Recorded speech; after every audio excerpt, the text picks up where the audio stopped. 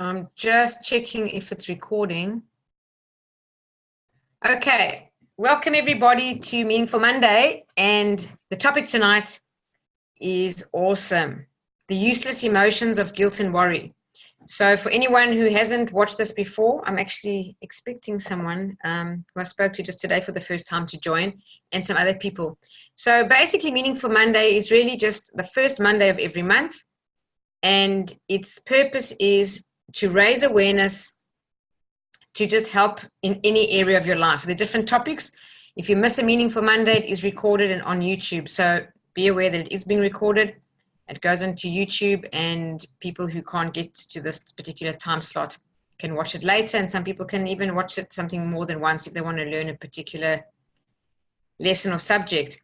So I always like to just start off reminding people that we do in fact create our own reality, and every Meaningful Monday will just raise another notch of awareness that we are creating everything that we experience, including something like guilt and worry.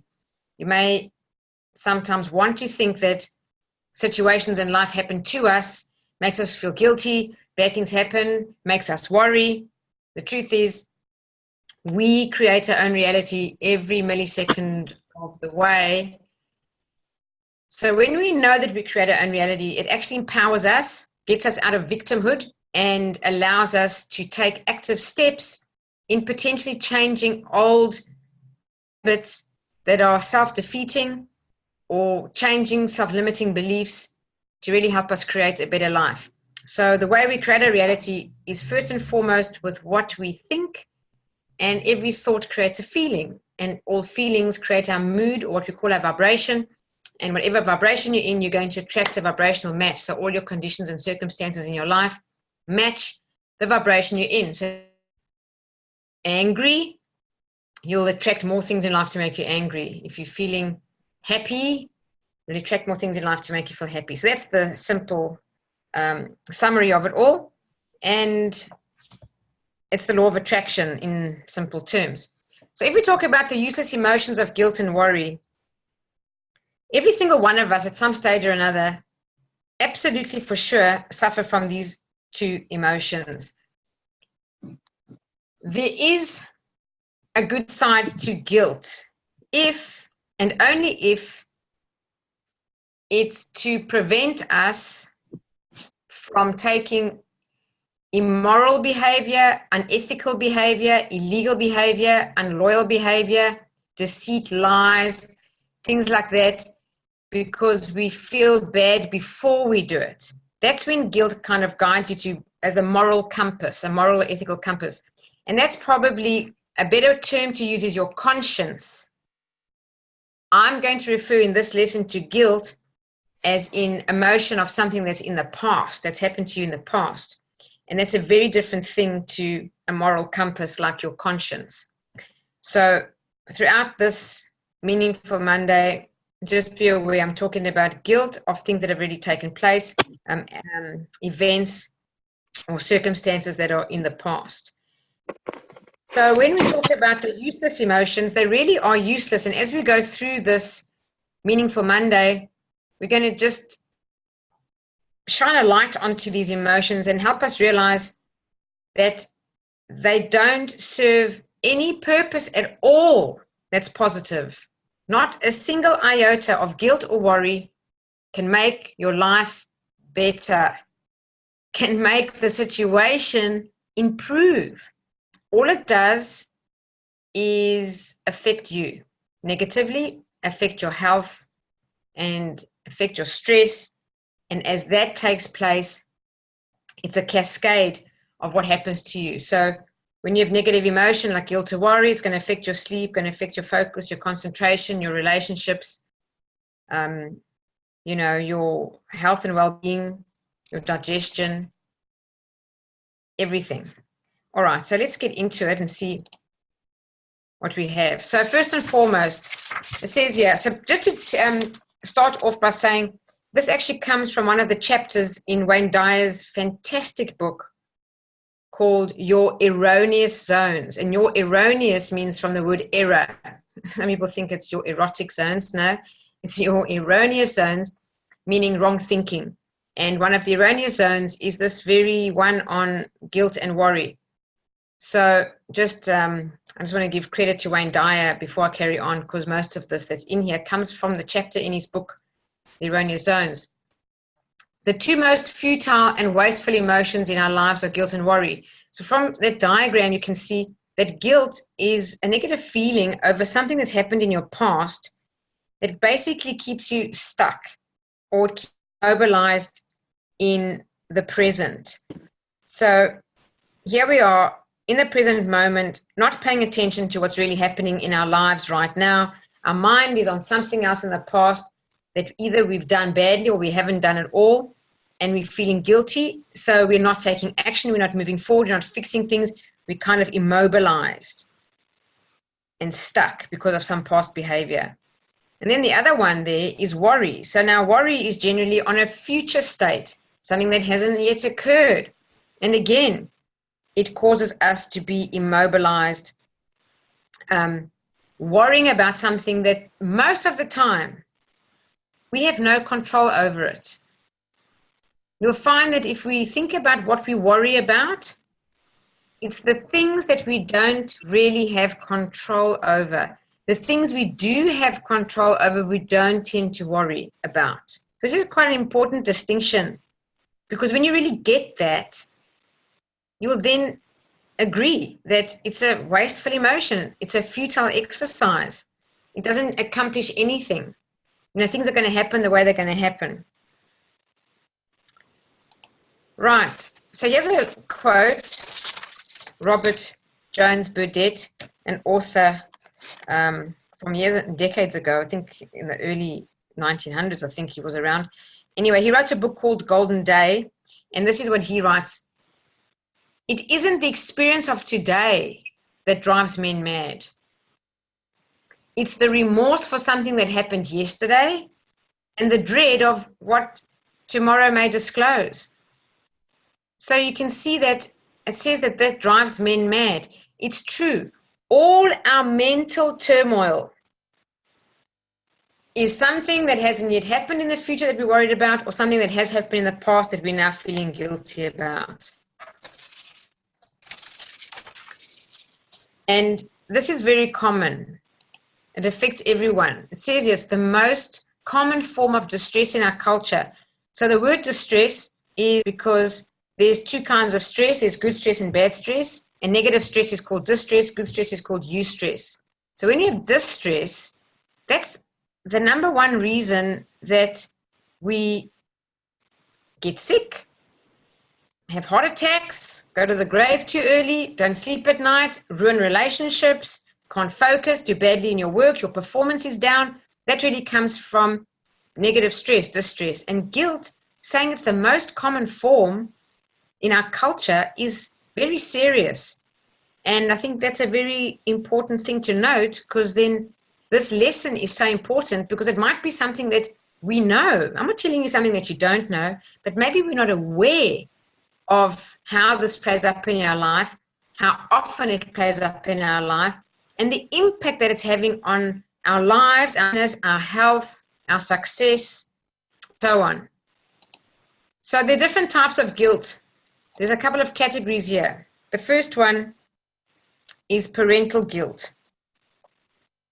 So just to tell you this, even before we get into that, when we talk about distress being unhealthy, there's a statistic here that says, according to the National Mental Health Commission, mental health problems cost the Australian economy more than $60 billion each year. That's extraordinary. And while guilt and shame are by no means the only cause, many of the psychologists and social workers have highlighted them as central issues in their work. So we're talking about major contributing factors to poor mental health, guilt and worry. And I'll just let you know straight up, I mean, just talk about guilt right now. Guilt can never change anything. No amount of guilt will fix anything. It will not repair anything. It will not solve anything. It won't bring good to anything. It's a dead-end road. There is nothing positive about guilt. All right, so let's look at these categories. The first one is parental guilt. This is really placed on children of all ages. Doesn't matter if they're tiny or they're adults, it's the same. And really the reason for parental guilt is to manipulate the child, whatever age, by making them feel guilty. So here are some examples of what parents might say. They might say something like, what's the matter? Have you got your finger broken that you can't phone me? Or I never hear from you anymore. Or please don't embarrass me by doing X, Y, and Z. Or you never do this for me. Or you don't care anymore. Or yes, you don't have time for me, whatever it may be. It's some form of guilt.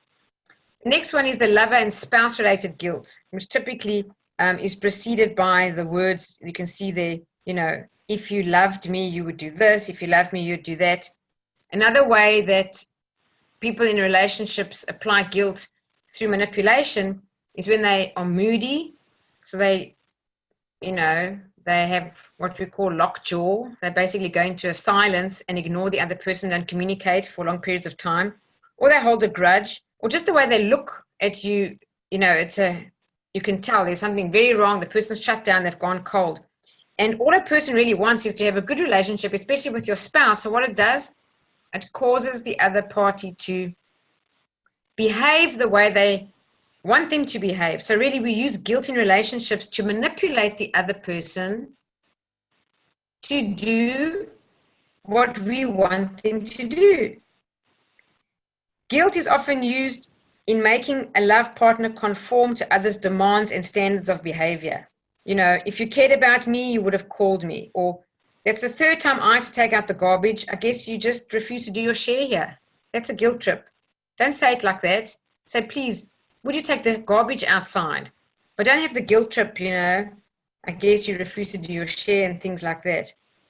So that's really just trying to manipulate to get people to do what you want. Then you get children-inspired guilt. So the same way that parents manipulate and use guilt on their children, children do the reverse and do it to the parents.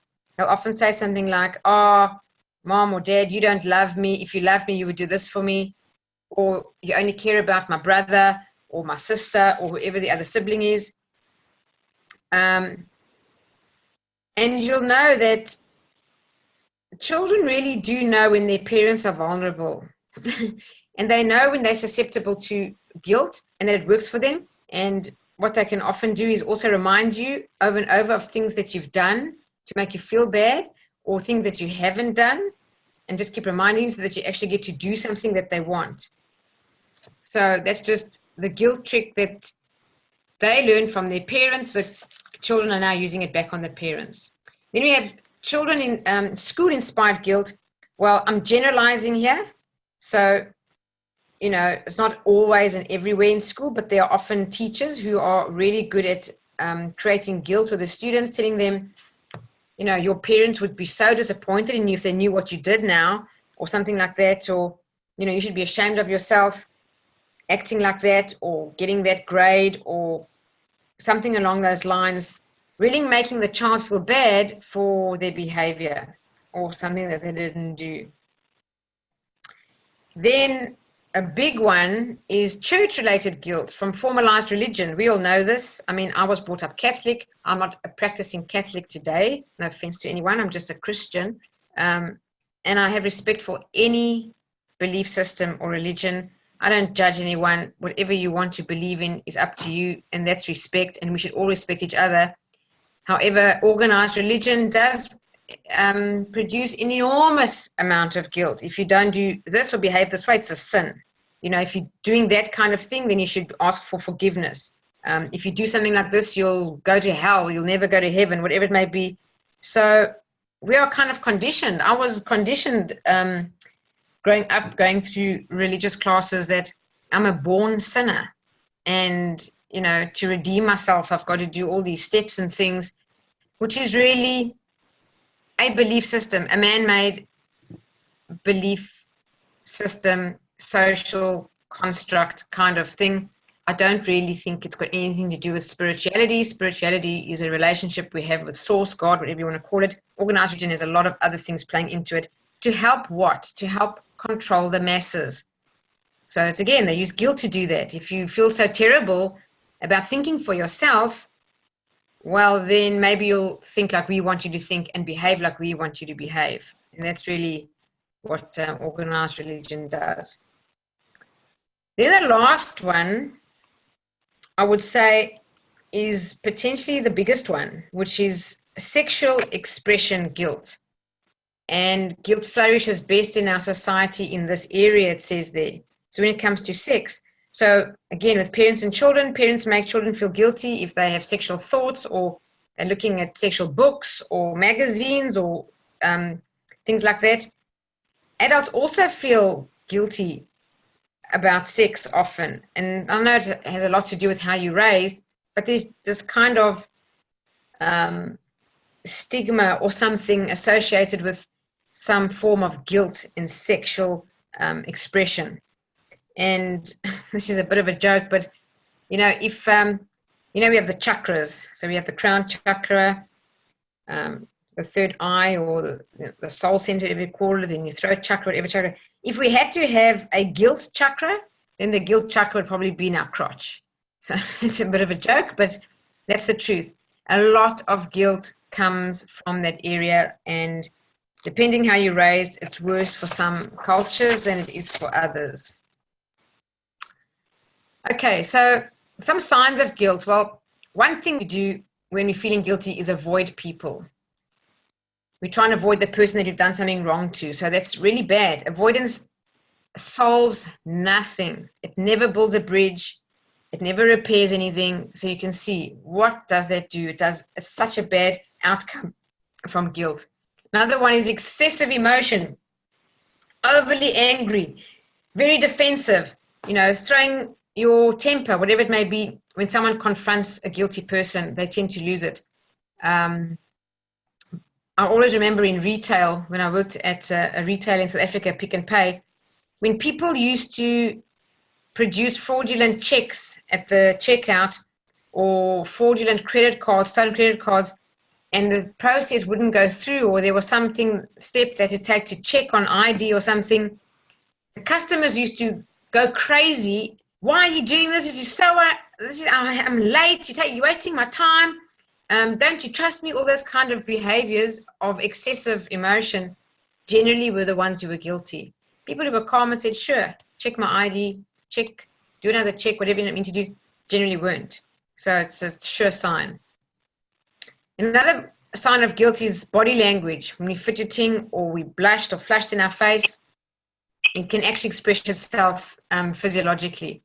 And then lastly, there's mental and physical signs of guilt as well. When we're feeling really guilty about something, we can't sleep. It's one of the worst things to keep you up at night. You feel terrible about something you've done or something you haven't done, and it keeps you out of sleep. That doesn't help anybody. All that does is make you feel worse the next day, because when you're tired, you are less optimistic. The more tired we become, the more pessimistic we become. I don't know if you know that, but this is true. That's why people who are sleep deprived are moody. In fact, they get sometimes angry, but they get down in the dumps. They feel bad. So sleeplessness is really terrible. Loss of appetite also doesn't help anything. You actually ruin your immune system by not eating properly. And then it can also lead to anxiety if you continuously feel these feelings of guilt. And if anxiety is prolonged, it becomes depression. And then we've got a very serious issue on our hands, because depression is such a habitual pattern of long-term anxiety. It takes some serious work to reverse. It can be reversed, absolutely, yes, it can. I'm talking about naturally, without the use of drugs or anything from a psychiatrist. However, depression is prolonged anxiety, and it's a long practice of anxiety and stress, which becomes a habit pattern. So you have a new set point. So you can just see how overloaded with unnecessary negative outcomes is suffering from guilt. Hello, Alejandra, welcome. Hello, how are you, Jeanine? Nice to see you. Yes, thank you. Thanks for joining. So how can guilt affect our health? Well, as I mentioned, it fuels the negative emotions. It fuels the negative thinking. Every thought immediately triggers an emotion. What are emotions? emotions are our awareness of a bloop chemical reaction in our body. Every emotion is a bloop chemical reaction.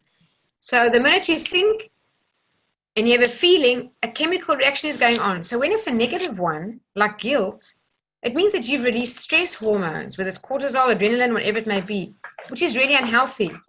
If you continue with this and don't stop it and have some reverse action, it can increase your blood pressure, your heart rate, inflammation, and of course, what does it?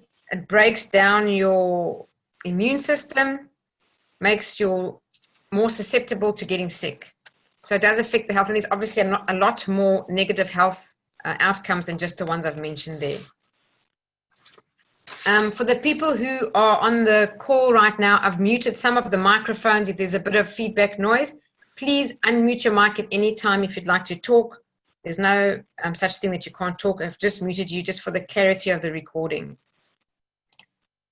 Right, here's a quote or something that Dr. Wayne Dyer said, who wrote the book, The Erroneous Zones, as I said, and he wrote the chapter that I'm expanding on tonight with some other sources of knowledge as well.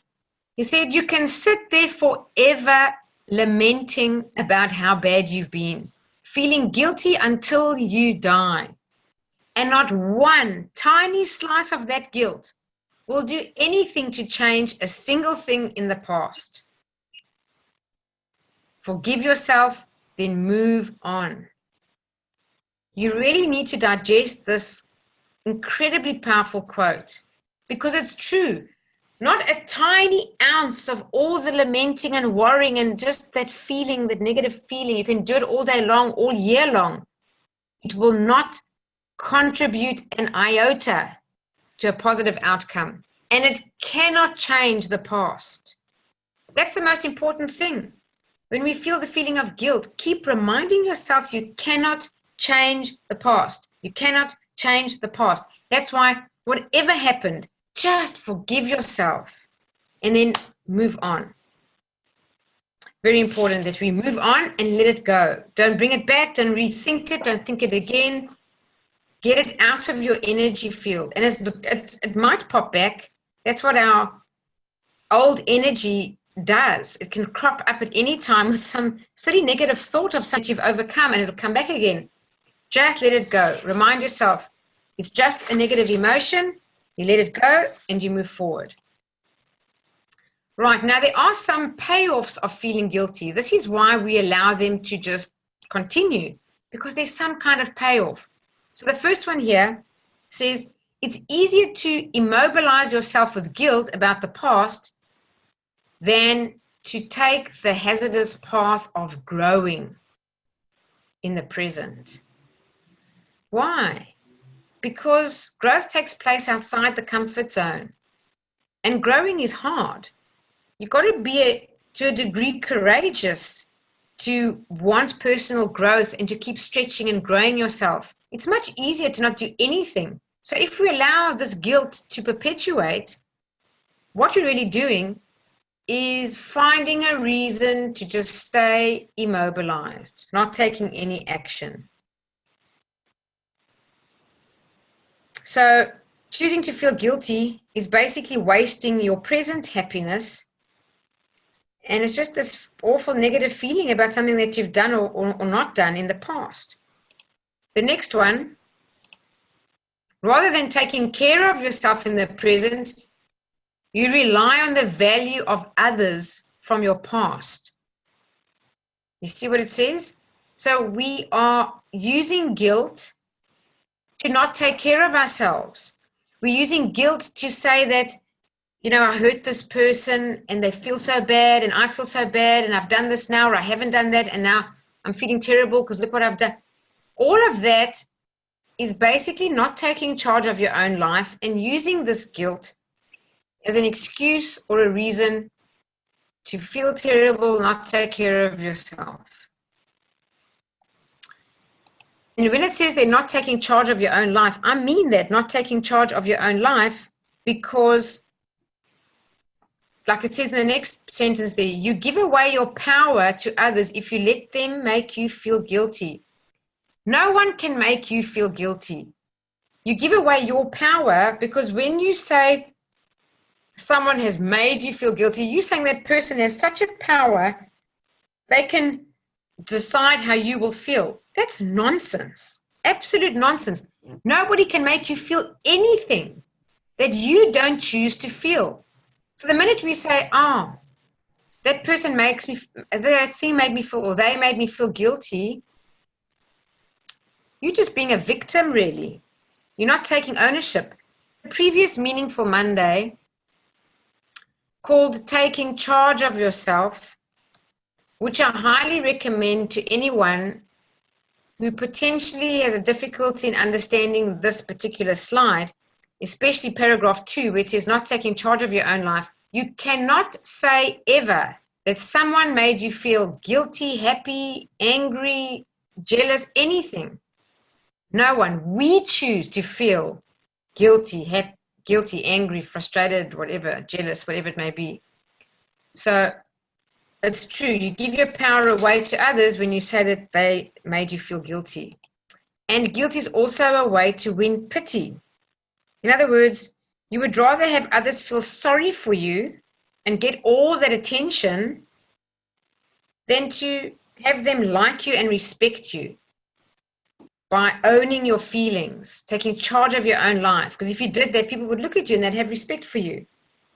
They'd probably like you for being a person who's like that, who takes care of themselves.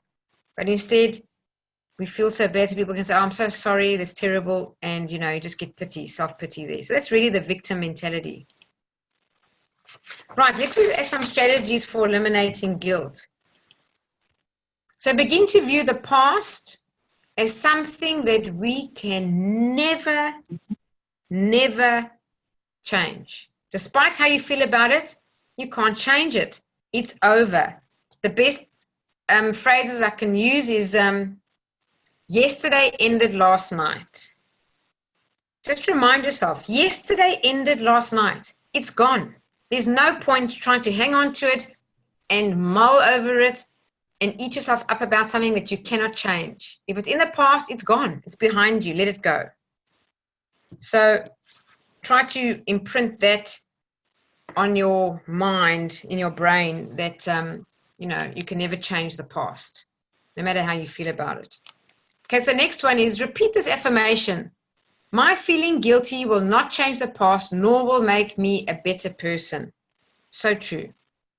The next one. Keep a guilt journal and write down any guilty times or feelings. This is a very, very interesting exercise to do. I don't know anyone who's actually said, hey, Jeanine, I've got a guilt journal. I've never heard someone say that. I've never had one personally.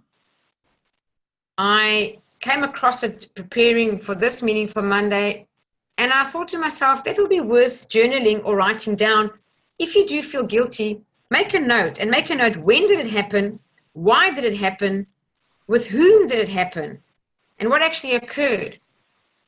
Why do I say that? Because you might begin to get some insights as to what areas or what I call guilt zones there are in your life that cause you to feel guilty, because we do have guilt zones. Every one of us, somewhere, somehow, has a little guilt zone, whether it comes from your spouse, a friend, a parent, a child. So keeping a guilt journal, I think, is an excellent idea to help us just get those insights. Once we have those insights, we can then go back to point 1 and point 2 there. Remind yourself you can't change anything, and remind yourself that, feeling guilty isn't going to make you a better person, and it's not going to repair anything. The next one is to reconsider your value system. Why your value system? Well, we feel guilty when we're doing something often against our own values. We're compromising our values. That's when we feel guilty. So I'll give you an example. If you really valued some hobby, let's say you valued art and painting. It was something that you love to do, okay? And you wish that you could spend this weekend at least 2 or 3 hours painting. Instead, you've got some family event to go to or something, and the people there have got drama and they are negative and they complain. So What you really want to do is stay at home and paint alone and have some freedom and time to yourself to do something that you love. But the family makes you feel guilty, so you go to the family event. You don't enjoy an ounce of it because you don't enjoy hanging around with negative people, and maybe they're full of drama too. So now you've got a lot of reasons why you don't want to be there, but you go there out of guilt. Well, reconsider your value system. If you value some time alone with a bit of art just to recompose yourself and, decompress from a stressful week, then you've got to honor yourself and honor your own wants, your own needs, and live in alignment with your own values. When we're in alignment with our values, we are happy. When we're out of alignment with our values, we are very, very unhappy because the person we're unhappy with is really ourselves. So do what you value. And then it says here, teach those in your life who attempt to manipulate you with guilt that you are perfectly capable of handling their disappointment in you. I don't know if you got that. I'll say it again. Teach those in your life who attempt to manipulate you with guilt that you are perfectly capable of handling their disappointment in you. So the example I gave about number 4, reconsider your value system. If you value time on your own to do art on a weekend, but you have a family engagement with negative people who are full of drama that you don't enjoy, speak up. I'm not going to the family engagement. I'm going to spend this afternoon alone at home. And say, oh, how can you do that? You've got to come, whatever. Let them know. I know that you're probably disappointed. I'm okay with that. I'm okay with that. I dare anybody to say that. I'm sorry that you'll be disappointed. This is what I've chosen to do. And be comfortable in knowing that you may disappoint others. There's a line in the most wonderful poem. I have it stuck up on the kitchen in my office, which is Araya Mountain Dreamer, called The Invitation. And there's a line in that poem says, if you have the courage to disappoint another, to be true to yourself. And this is the example here. You may have to disappoint people to be true to yourself, then rather doing things you don't want to do because people make you feel guilty. That's manipulation, my friends. That's not life. If you don't change the pattern, you're going to live your whole life this way and die unhappy because you're never going to take the stand where you're living in alignment with your own values. Hey, John. How you going? Good, thanks. I'm just going to put you on mute if that's okay. If you want to speak, you're welcome. Just unmute yourself. Okay. All right. So those are some strategies for eliminating the guilt in your life. And then remember, if you have done something or haven't done something which causes you to feel guilty, forgive yourself. Always remember, whatever you've done in your life, no matter how good or bad it was, at that time, you really were doing your best under those circumstances with that level of awareness. By the same token, before you get crazy at someone and mad at someone, remind yourself to have a bit more compassion and a bit more understanding, because even people who do wrong things, at that moment, they're doing the best they can at their level of awareness where they are at that point in their life. Okay. So this is really important one, especially point number 5. All right, let's go from guilt onto worry. Worry is the other emotion. So worry, there's a quote, worry doesn't take away tomorrow's troubles. It takes away today's peace. So if you take a closer look at worry, there is really, listen to me carefully, nothing to worry about. Say, oh, Jeanine, there's lots to worry about. I'm telling you, there's nothing to worry about. There's absolutely nothing to worry about. You can spend the rest of your life worrying about the future, and no amount of worry will change a tiny thing. No worry. All the worry in the world, tons of it, will not change a thing. So we need to just get that into our minds and get that understanding so that we can have an awareness. So when we are worrying, to reverse or stop that, neutralize, bring it to a halt, eliminate it, because it's not going to bring about any change that we want. Now, Be careful not to confuse worrying with planning for your future. These are two different things. Worrying is being immobilized, not doing anything. Planning for your future is a good and constructive thing that you should be doing. So if you are planning and the present moment activity will actually contribute to a more effective and better future, well, then it's not worry. It's worry only when you are just stuck, doing nothing, immobilized about some future event or something that's going to happen in the future, and you're taking no action. So always distinguish between worry and actually something positive like planning, where you're thinking about it. They're two different things. All right. And so worry, by the way, is very, very rampant in our culture. It's very common. And most people, actually almost everyone, I'd say, spends an unnecessary and excessive amount of present moments in our life worrying about things in the future. And all of that is for nothing, absolute nothing. So much things that we worry over, we actually have no control over.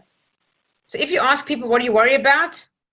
These are some of the answers they may say. There's no particular order, but people are often worried about their children, their job, health, the economy, their security, having an accident or something like that, worrying about finances, their relationships, any relationships, family, work, whichever, or worrying about news or global issues.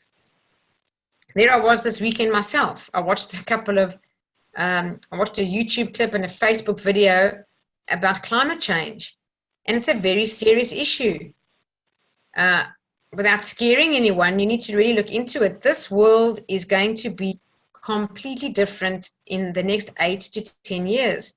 So much so, we don't know what degree it will be so terrible. But basically, we're on a timeline here, and when the temperature of the world reaches a certain 1.5 degrees higher than what it is now, we know all the catastrophic events that will come from that and all the destruction, and it's such a big thing. So here I was myself worrying over climate change on the weekend, and then I got to realize all my worrying about it isn't going to change a thing. So I rather thought to myself, well, what can I do about it? And then I realized, well, maybe one thing I can do about it is I'm on the radio on 2RRFM on a show on a Monday, I had it today, which is called the Meaningful Monday Show on the radio. And I thought maybe talk about climate change, help to raise people's awareness about it, tell them which movies to watch, some YouTube videos to raise awareness. But to worry wasn't going to help do any good. All it's going to do is make me feel terrible and stressed. And I cannot change the bigger picture. I can definitely change bit by bit what I can do. But that's just a very good example. So in order for us to eliminate worry, it's really necessary that we understand the why behind our worry. So if worry is part of your life and it's just always been that way, I can bet that there are probably some kind of habit patterns there or historical behavior there, or it's passed down from grandmother to mother to you, or from grandfather to father to you. It could be a cultural thing. It could be a learned behavior. I can tell you that I'm from South Africa. People worry about their safety there. But everybody worries. They talk about it all the time. It is a reality. However, it's not normal not to worry if you're there. And if you did, they would, probably be a bit irritated with someone who's not part of the worry club. So always be aware of what's causing what's behind it. Right. So when we think about the difference between guilt and worry, guilt focuses on the past and worry focuses on the future. No amount of guilt can change the past, and no amount of worrying can change the future. I love that quote. If you want to take a note, make a note of that, write it somewhere, and remind yourself every time you are aware you're worrying or feeling guilty, and just read that, which will help you understand. It doesn't help get us anywhere. Okay, there are also some payoffs regarding worry. We did the payoffs for guilt, here the payoffs for worry. So the first one is that you actually escape the now. So it means you're now in a present moment. You can act being present, being mindful. If you worry, it will steal that from you. It will rip away being in the now. You actually escape being in the present moment, and you can also potentially escape whatever is going on in your life right now. Another one is when you just sit and worry, you're not taking any action. You actually avoid taking action due to worry because you're afraid that whatever action you take, there might be a risk in taking that action. The next one is labeling yourself as caring. Wow. That's really a good one. Some people think that they're really caring because they're worrying about that family member and they're worrying about that family member and they're worrying about that friend and they're telling everybody. That's just another form of drama, to be honest. If you can't change what's going on, which we really can't do because we can't live other people's lives for them, worrying is different to caring. Worrying is just this keeping you stuck, negative emotion that's going on. Caring is, offering to do something for someone, demonstrating. There's some behavior to caring. It's not just worrying. Worrying is a negative emotion. I say caring is probably, is a positive emotion. The next one, which is a payoff for worry, is we justify self-defeating behavior. So we might do bad things. We might not sleep. Let's say we're not sleeping. Why are you not sleeping? Oh, no, I'm so worried about whatever it is. So you justify what you're doing that's against you. Or stress eating. So now you're overweight. Oh, I'm stress eating because I'm so worried about whatever it may be. So any self-defeating behavior, not eating well, you'll say that you're worried about something so you can't eat. No, none of that is true. Remember, we choose how we feel. Everything is a choice. The other one there is, it helps you avoid changing. So it's true, change is difficult, I'll be honest. Change is a result of growth, and growth is uncomfortable. Growth is outside the comfort zone. Growth can often be painful, but growth is change. And it's the price we pay for growth is change. That's the price of change. The price of growth is change. If you're not changing, you're not growing. So worry is definitely not going to help anyone improve and grow. The other one is it keeps you from living. You're not living if you're worrying all the time. Can you imagine? There is such a wonderful life out there. There's so much to be enjoyed, especially when we're mindful and we are present. Just think about when you're in conversation with people that you love and you're having a wonderful conversation. It's the most wonderful time together because your mind is present. You're in the present moment with these people. Worrying robs you of that. It just, you are not living. You are somewhere in your future worrying about something that hasn't even happened and something that you probably can't even control. And then last thing, we spoke about bad health. It does bring about bad health, stress chemicals, negative emotions, and so on. Sorry. Okay. It says that worry brings bad health, but some people would rather be pitied than fulfilled. This is very good awareness as well. If we are fulfilled, it means we're taking control of our lives, we're taking charge of our lives, we're owning our emotions, we are not victims, we're taking actions, we're looking after ourselves, we're fulfilled. Yes, it's true, some people would rather be pitied. They would rather have the attention of, being in a state of self-pity than actually taking action and improving the situation. So, very good to be aware of that. All right, some strategies for eliminating worry. Begin to view the present moment as a time to live, not obsess over the future. Be present, be in the now. Ask yourself this question, is there anything that will ever change as a result of my worrying about it? The answer most likely is no. Worry doesn't change anything. Action changes things. Taking action, planning action, and then taking it, it does. Give yourself shorter and shorter periods of worry time. The only way we can do that is like now. We have an awareness about worry because of this Meaningful Monday. Hopefully you have a greater awareness. I sure do, preparing this and even sharing it with you right now. I've got a greater awareness. So I'm going to shorten my worry time. If I find myself worrying, I'm going to say, whoops, that's a worrying thought. Cancel, something like that. Get myself back on track. Realize I can either take action, do something positive, but not to worry. It's not going to change. If you do find yourself worrying, again, journal it. Make a worry list. And then go back and have a look, especially when the time has passed. Was any of that worry productive? And the answer is generally no, because your worrying doesn't consist of behavior or action. Number 5, ask yourself this worry eradicating question. What's the worst thing that could happen to me or them? And what is the likelihood of it occurring? I found this to be very helpful, even if you just stopped at what's the worst that could happen, never mind to me or to them. What's the worst that could happen? And it's a very good question to ponder. This really helped me at difficult times in my life. And I'd say, what's the worst that can happen? The worst that can happen is probably that I'll die. And is this situation going to cause me to die? Probably not. Definitely not. It was like something to do with work or something, not so serious at all. And then on the other hand, depending on what you believe, what I believe, I'm quite optimistic about where we go when we die. So even that's not the end of the world, because we really are eternal beings. So really ask yourself, what's the worst that could happen? It really does help change things straight away. And then it says that you'll discover the absurdity of worry this way.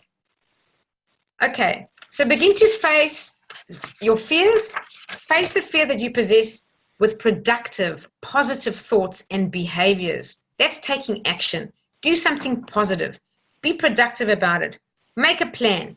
Carry it out. Work the plan and do something about the thing that you're worried about. To challenge all fear and worry is the most productive way to get rid of it in your life. We have to challenge it and continuously do so. Some examples of this, and here's the cancel technique, which, by the way, for those who don't or are not Silva graduates, there's a program I teach, a 4-day program called the Silva method. If you're not sure about it, you can Google it. Fantastic personal development program. There's a technique in there called the cancel technique. So what you do is this, and this is a tip for you now to take away. If you have a worrying or negative thought, you go cancel, and you overwrite it with a positive affirmation. And slowly but surely, you change the pattern, the habit pattern of negative thinking to positive thinking. An example would be, here's a worrying thought. What if I don't have enough money? Cancel. I always have more than enough. I'm blessed. I'm abundant. Something like that. I'm worried this relationship won't get better. Cancel. I'm 100% responsible to making things better. I'm loving. I'm forgiving. I'm the perfect partner for my perfect partner. Whatever you choose. Another one could be, oh dear, I'm going to be late. That's a worrying thought. Cancel. I'm doing my best to be on time. That's all you can say. All is well. What will be, will be. So I always like to remind myself that worry really is like a rocking chair. It gives you something to do, but really gets you nowhere. Mm-hmm. All right, so taking action definitely helps. So face your fears and worries so they don't become debilitating. Identify ways to create a sense of personal control or mastery in your life, such as practice stress reduction techniques. Be mindful. That means be in the present moment. Meditate. Meditation has got to be the best thing for everything that's wrong. Anything. Meditation is a fantastic technique to fix it, especially when we worry. It creates a pause and a space in our mind, and that momentum of worry slows down. And when it slows down, it doesn't activate that momentum again. So meditation is fantastic. And visualization as well. When you visualize a positive outcome, whenever I worry, I try to close my eyes, and even if it's for 30 seconds, I try to visualize the positive outcome. It changes my energy. It changes the worry until I'm feeling good again about whatever's going on. Exercise is also good. Another one is to shift your emotions. Be aware of your negative emotions and shift them to be more positive. Use the cancel technique. Be present. Breathe. Another thing you can do is when you're worrying, just say, I'm going to focus on 3 things. So look at 3 things. Like right now, I could say my teacup, my computer mouse, my mobile phone. Listen to 3 things. I can listen to the sound of the air conditioner, the sound of something outside, the sound of you, your voice, mine, whatever. So just focus on 3 things. When you do that, you slowly kick the habit of out of the present and into the future of worrying thoughts, or into the past of guilt thoughts, because either one of them is not in the now, it's in the past or the future. When you say focus on 3 things, the more you practice that, you start to kick the habit of not being present. There's a wonderful book by Eckhart Tolle called The Power of Now. When you read that book, you realize there is nothing to ever worry about if you really are living in the now. Because right in the now, things are okay. Whenever we start worrying, we're out of the now. Then also do something towards a solution. Something, take some action step. It says here, stand up straight. Did you know that just lifting your posture to be upright from a subconscious level indicates to the brain that you are not afraid, you're not worrying, that you're okay, that you're feeling good, your posture's upright. The same way as if we slouch forward and go lower and lower and smaller, it's like a contracting energy when we're fearful. It says they stay away from sugar. That might seem a bit strange. Well, research has shown that eating too much sugar can actually worsen your feelings of worry and anxiety. So remember that. Teach your children that. Share that with your spouse or friends. Whenever they're stressed or worried and they go for sugar, research shows it makes the feelings of anxiety worse. So instead of going for sugar, try maybe a glass of water, or maybe try a handful of nuts or some protein or something else.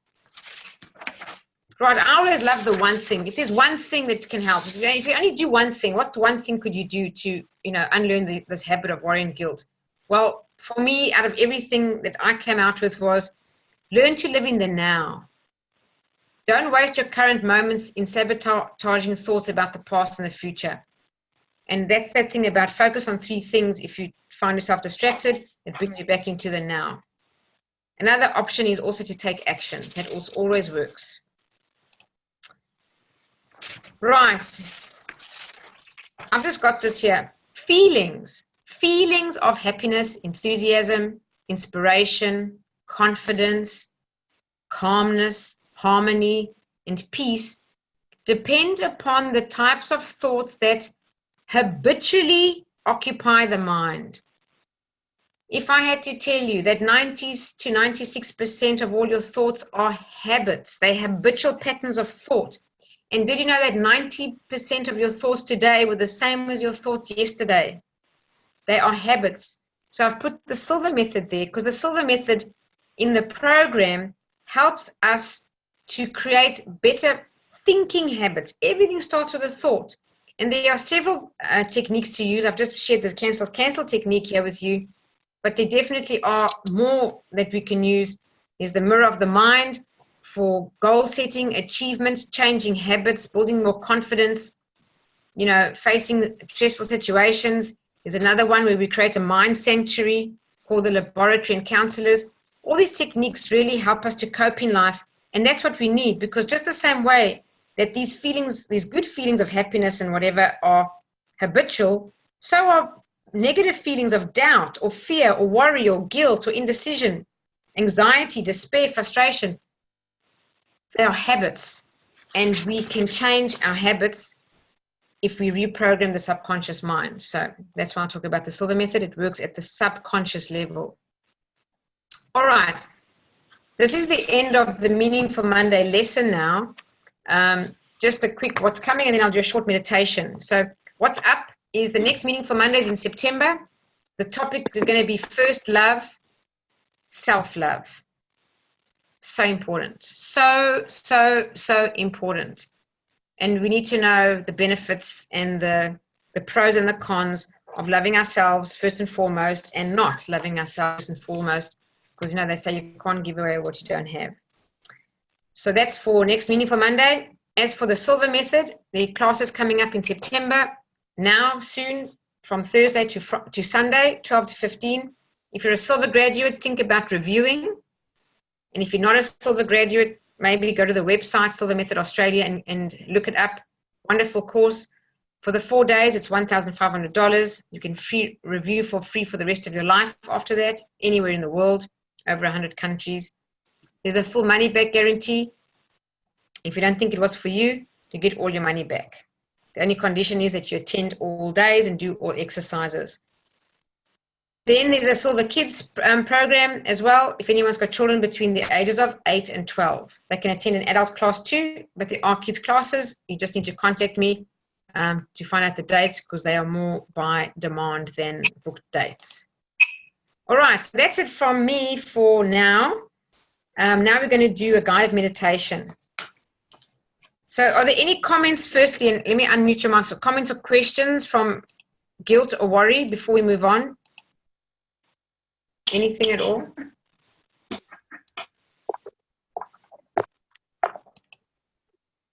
Yes, no, maybe? 3, 2, 1. No? Well, if you want to add anything, please feel free to add at any time. Okay, so now we're going to just reset the body and mind for the month. We're going to think about our intentions for the month of September. And grab yourself a pen and paper, because in this guided meditation, we're first going to relax ourselves to get into a deep, calm, meditative state. Then I'm going to ask you some questions about your intention and what you want to focus on for the month. And you're going to open your eye and just write down your first impressions, which will really be good answers for you because they come from a place of intuition. So if you're ready, just grab a pen of paper and get yourself comfortable.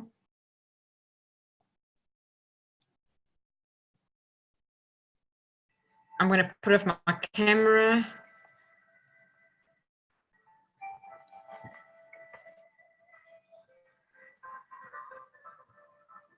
Okay, so just try to get very relaxed. I'll guide you meditation if you haven't done this before.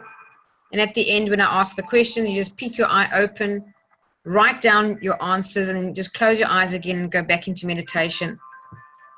And the answers come from a place of truth, so you can really trust them. So get comfortable, take a nice deep breath. Close your eyes.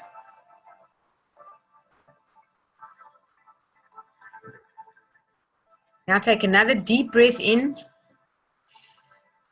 And as you exhale, just allow all the tensions in your body to release.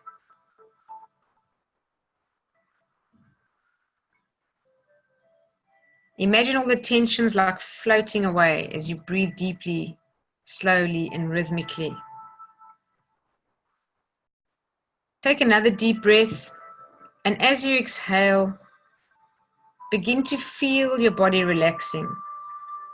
We're going to start at the top of the head and go all the way down to the feet. So feel the tension leaving your scalp. Relax your forehead. Relax your eyes.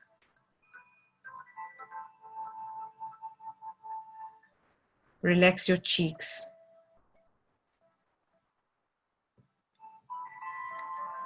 Relax your tongue and jaw.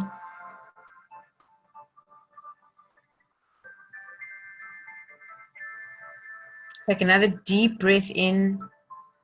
As you exhale, relax your neck and shoulders. Feel the tension floating away from your shoulders. Relax your arms all the way down to your hands.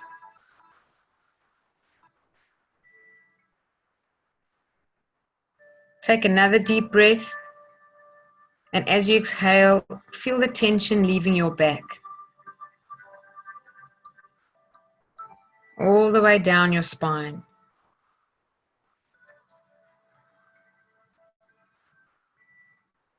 Relax your chest.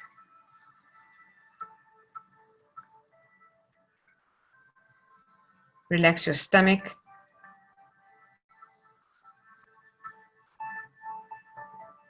Relax your pelvic area. Take another deep breath. And as you exhale, feel the tension leaving your thighs. Relax your thighs. Relax your knees. Relax your calves. Relax your feet all the way down to your toes.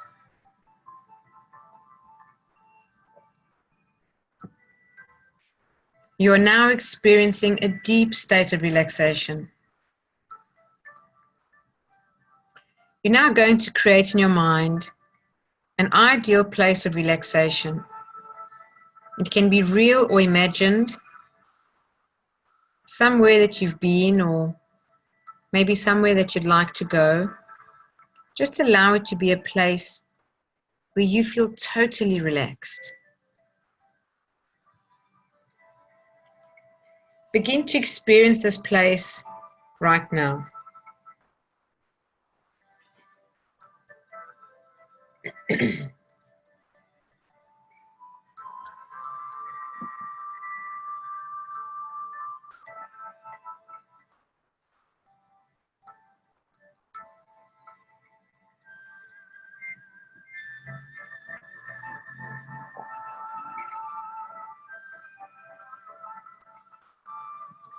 Now that you've created your ideal place of relaxation, you're going to add a waterfall of white light into the scene. Place it wherever you choose. The waterfall is gentle, allowing you to stand under the cascading white light. The light is a healing energy, a clearing energy. Your waterfall of light is now created. Walk over to the waterfall and stand under the white healing light. Allow the white light to swirl around you, encompassing you within its glow. It is clearing the stress, tension, and clutter of your day, the past week, of the month before, of this past year. It's clearing the stress, tension, and clutter from your entire lifetime, from your energy field, from your atmosphere, from your aura. As the light clears your energy field, just notice how much happier you look.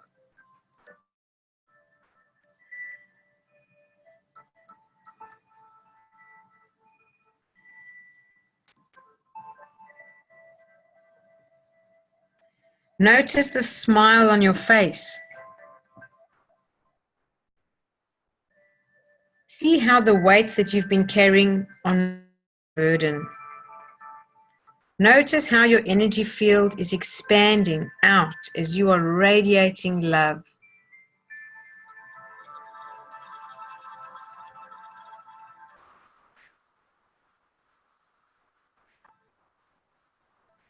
This waterfall of light is always available to you whenever you need it.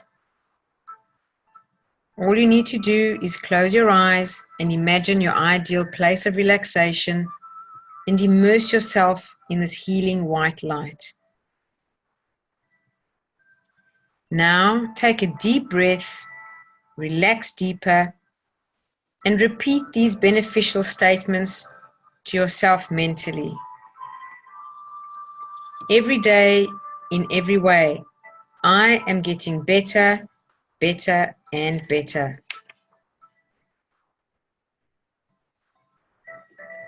Positive thoughts, suggestions, and images bring me benefits and advantages I desire.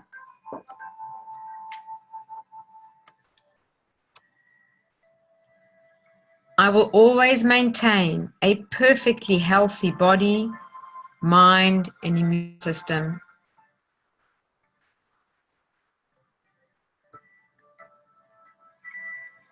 The following statements are for your better health.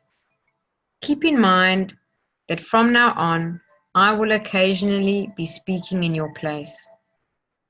Every second, every minute, every hour, every day, every cell, tissue, organ, and system of my body is revitalized, restored, and renewed, resulting in a perfectly healthy body, mind, and immune system. I'm able to function in harmony physically, mentally, emotionally, and spiritually to promote maximum benefits. My awareness in using my mind allows me to do activities that promote increased health physically, mentally, emotionally, and spiritually. Now, imagine the white light turns to green. You are now immersed in a glowing green light. This green light is unconditional love. It surrounds you. It encompasses you. It flows through your entire being. It fills you with love. All those hurts you felt, all those pains you felt, the angry moments, allow this green light, this unconditional love, to heal all those spaces now.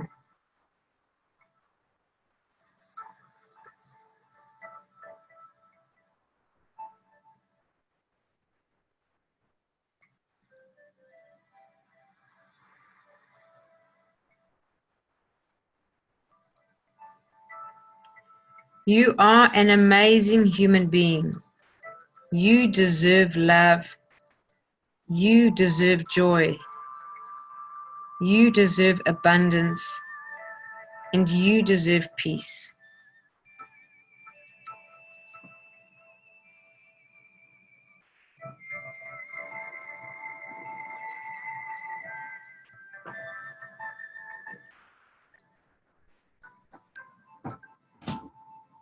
It is now time to step out of the waterfall. Step out of the waterfall of light.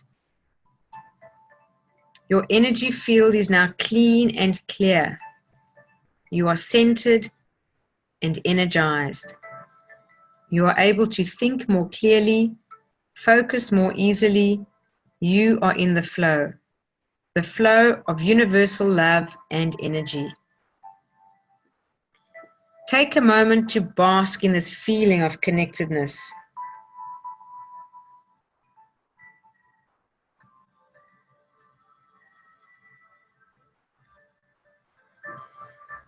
You have now reset your body and mind for the month. It is now time to set your intention for the month ahead, the month of August. Tune into your higher wisdom, your higher self. Tune into that part of you that when you tuned in, guides you and intuitively knows what is best for you. Feel the alignment with your higher self. Feel the connection.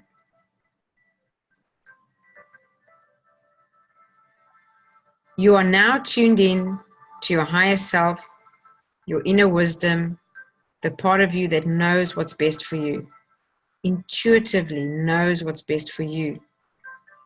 And now ask yourself the following questions and write down your first impressions. The first question, what do I need to focus on for the month of August?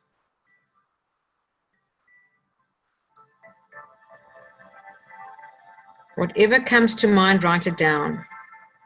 Then take a deep breath, close your eyes again, and re-enter your meditation. So what do I need to focus on for the month of August?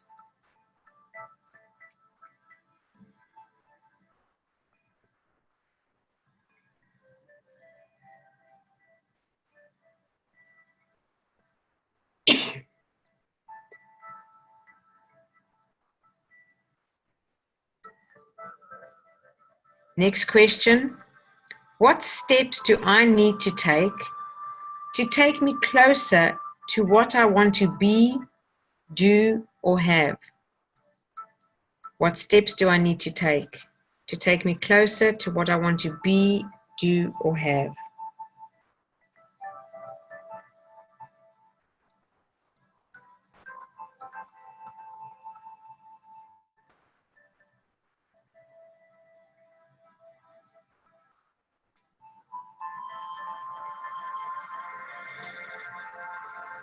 Whatever comes to mind, write it down.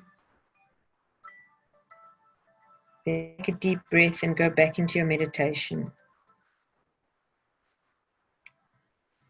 Next question. What do I need to let go of? What do I need to let go of?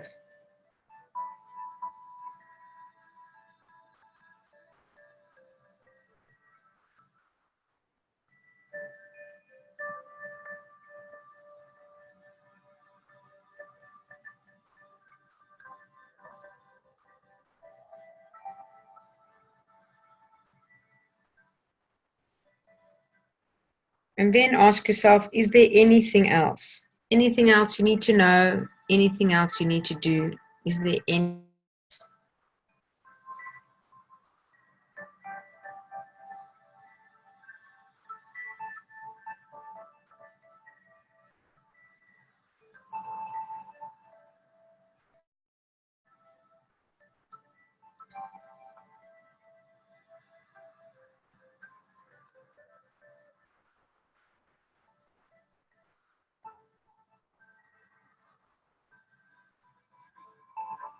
And now take a deep breath, and as you exhale, relax.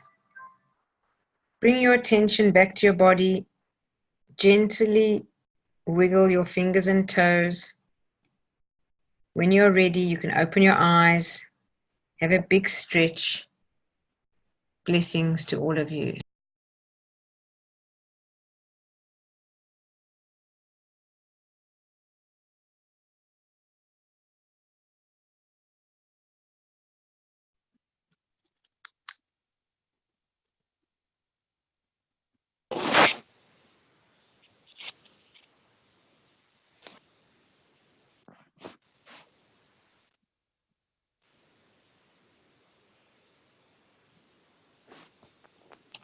Sorry, I was on mute there. Did you get any answers that were valuable? Yes. Great. Okay, good. Anybody want to share anything? I'll stop the recording, I think. And probably, to write down what worries us is a very interesting tool to follow. I agree. And it only came to my knowledge when I was preparing for this lesson, because it was a suggestion from Wayne Dyer, and I think it's a very valuable one, like you said, to journal worry or guilt and work out where it plays in our life and what are our zones, because we have worry zones and guilt zones. Yeah, so thank you very much for this, suggestion. No, you're welcome. Anyone else? Yeah, very helpful what you said about taking action. I never realized how helpful it is, when you worry, just do something, and then it maybe is better. You can manage it better. Just take action. Yeah, thanks for that, Jeanine. Thanks. You're welcome. Anyone else? I don't know about you, but in the meditation, when the third question was, what do I need to let go of? The first thing that came in my head was worry and guilt. Because being part of the lesson is like, definitely, let those go. Don't worry about them. Fear, worry, and guilt. Yeah. So, any other comments? No? Okay, let me stop. All right, everyone, you want to say good night? I've stopped the recording. Do you want to stop the recording?